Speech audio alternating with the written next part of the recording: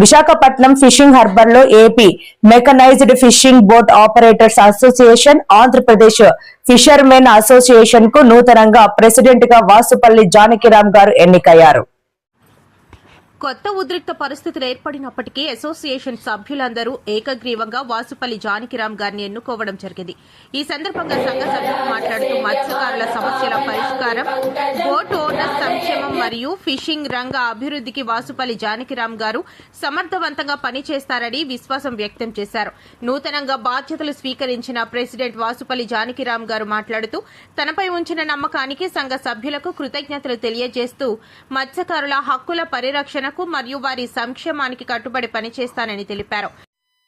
మన Visakhapatnam fishing harbour లో AP mechanised fishing boat operators association ఎన్నిక జరిగింది.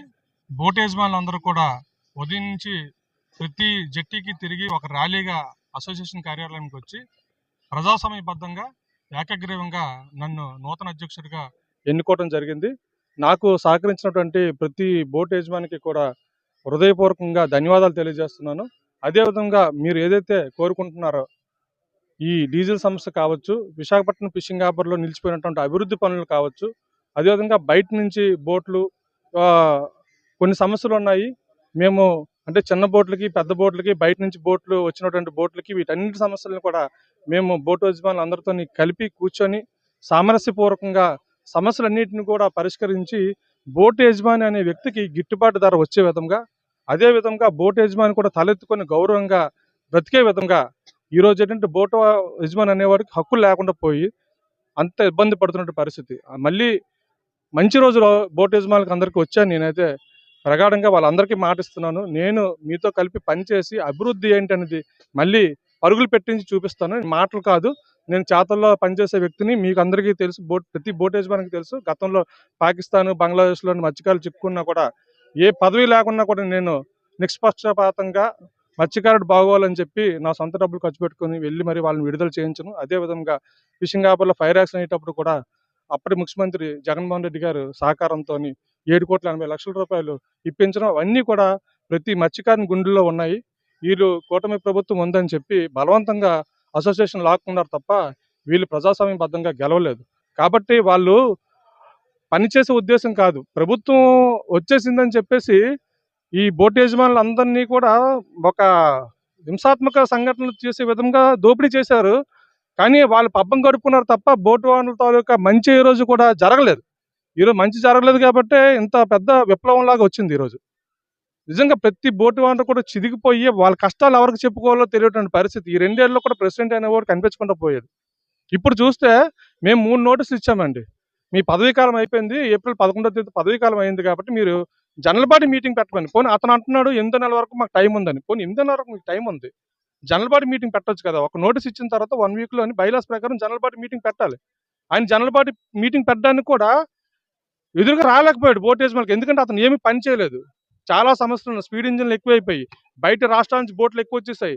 ఎక్కడ పడితే అక్కడ ఒక బోట్ యజమాని తెచ్చే సరుకుకి గిట్టుబాటు ధర లేదు. ఒక్క సమస్య, ఎక్కడ అభివృద్ధి పనులు ఎక్కడికక్కడ నిలిచిపోయి ఉన్నాయి. ప్రతి వ్యాపారస్తుడు, మత్స్యకార మహిళ, మత్స్యకారుడు, యువత, బోట్ యజమాని అందరూ కూడా ఈ 2 సంవత్సరాలు చాలా ఇబ్బందులు పడ్డారండి. ఇది నేను చెప్పేది కాదు, వాళ్ళందరితో కూడా మీరు మాట్లాడండి, వాళ్ళ బాధ ఏంటో తెలుస్తుంది. అటువంటి పరిస్థితుల్లోని వీళ్ళు 3 నోటీసులు ఇచ్చినా కూడా వీళ్ళు ముఖం చాటేసి ఏదో శ్రీలంక అధ్యక్షుడు చేతులు ఎత్తేసి అప్పుడు శ్రీలంక వదిలేసి ఎలా పారిపోయాడో వీళ్ళు ఆ విధంగా ఫిషింగ్ హార్బర్ యూనివర్సిటీకి రావట్లేదు, పారిపోయారు. దొంగలు దాక్కుంటున్నారు.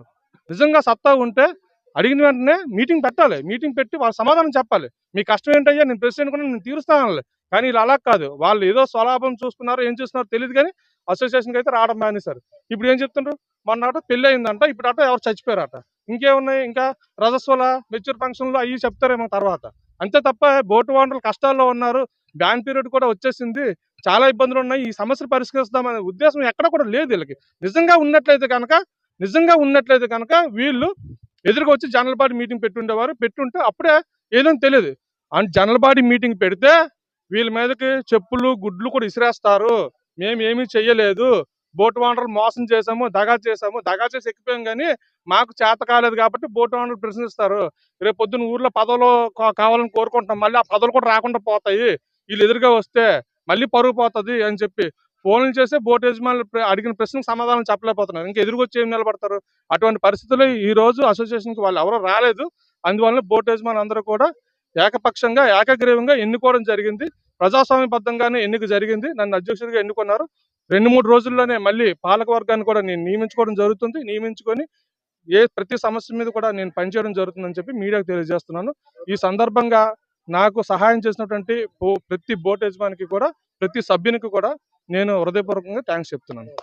మీకు మా వార్తలు నచ్చినట్లయితే మా ఛానల్ ని సబ్స్క్రైబ్ చేయండి, లైక్ చేయండి, కామెంట్ చేయండి. మరిన్ని వార్తల కోసం R9 టీవీ ఛానల్ ని చూస్తూ ఉండండి.